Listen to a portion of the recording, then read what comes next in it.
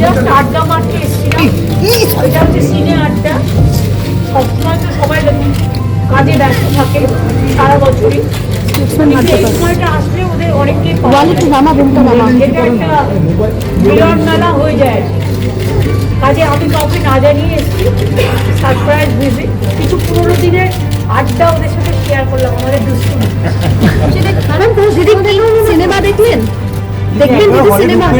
না, আমি আমার অন্য কার হাত? দিদি সিনে আড্ডায় যাবেন? ওই দিদি এখন যাচ্ছি সিনে আড্ডার নাম গানের আড্ডায় যাবেন?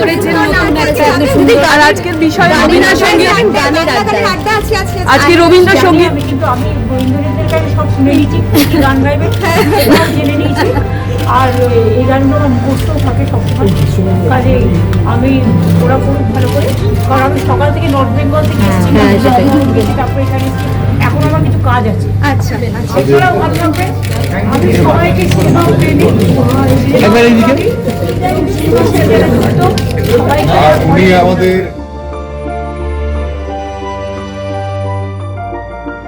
ফলো করুন বর্তমান।